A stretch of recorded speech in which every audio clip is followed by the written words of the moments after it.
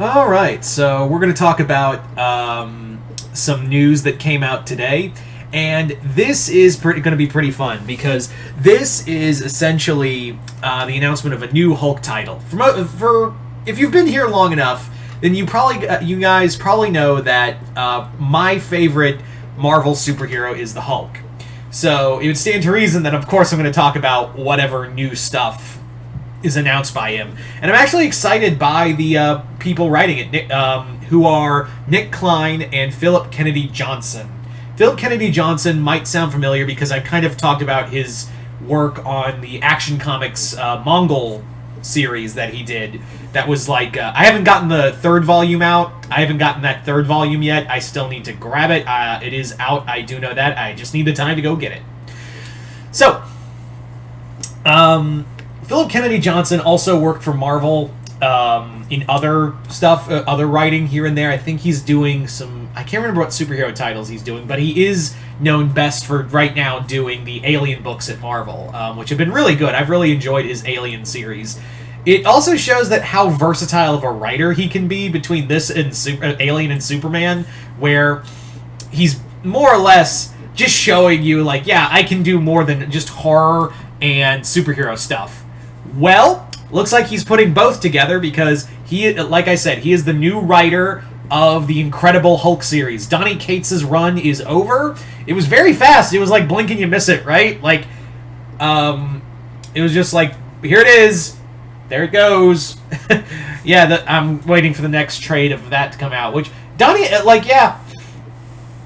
Donny Cates is still going strong on Thor, and then he had Hulk, and I guess he was like, well, I'm doing like 10 different titles. I guess Hulk will have to be sacrificed for this. So that's what happened. So this comic is going back, instead of just being called Hulk, it's going to be called Incredible Hulk, going back to the Incredible Hulk title.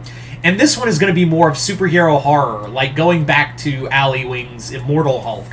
Which, apparently in an interview with Johnson, he said, like, a lot of this comic does come from a lot of inspiration from Ewing's Immortal Hulk run. Like, a lot of that inspiration does come from that version of the Hulk. And I'm like, oh, cool. That Immortal Hulk is one of the best Hulk titles to ever come out. You know, up there with, like, the Peter David run from for Hulk from, like, the late 80s to the early 2000s. Like, the longest running run for any writer, essentially. On a single character, I mean. So, this story is essentially, like, what scares the Hulk, which I feel like we've answered that question before. There's a lot that scares the Hulk. Like, we have, I don't know, Devil Hulk, whatever the hell, you know, Titan was, the One Below All. Take your pick. There's a lot that scares the Hulk, but I guess, like, that's going to be the big question, is what scares the Hulk, and subsequently Banner. Because in here, tongue-tied, what happens is that the Hulk is trying to fight for full control of Banner's body, and at the same time, there are monsters coming out of every which way to release this thing called the Mother of Horrors. Which is weird, because I feel like Monsters Unleashed did something similar, with a queen kaiju monster that showed up at the end of Monsters Unleashed, but, you know, what the fuck do I know? So it does sound like it's been there, done that before. Like, and to be fair, you could make that argument for a lot of Marvel comics. And that's kind of the thing, is like, you can make the argument for been there, done that for a lot of Marvel books. But the thing of it is that there is an argument to be had that you could, in theory, do something cool with, as long as, like, every story's been told. Let's be real. Like, every story has been told in one way or another. It's just how you tell that story is what's important. Like, so this Mother of Horrors thing is going to be interesting. I am also curious as to why Hulk is trying to fight for permanent control of Banner's body. I feel like it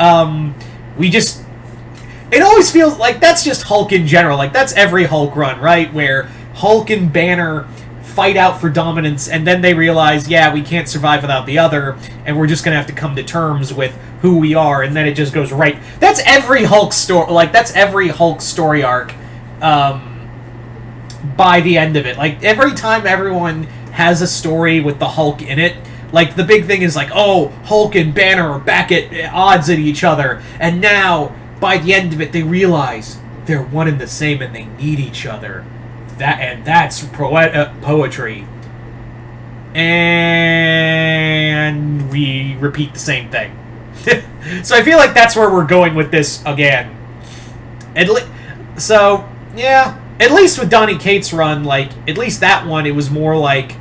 I haven't finished that arc because I'm waiting for Trade to come out, and that's not coming out till July. What the fuck? Usually Marvel's a lot faster on... I'm so stopped up. On Trade release than that, so, yeah. Anyway, so, yeah. I'm interested. I know I sound like I've been ragging on this a little bit, but the truth of the matter is that it does sound cool. Like, it does sound like a lot of fun, and I'm always down for superhero horror stuff. So you guys tell me in the comments below, what do you guys think of this new story arc? Are you guys excited? Are you guys not? Comment below, let me know. Once again, I'm Mr. Multiverse. I'll see you next time in the Multiverse.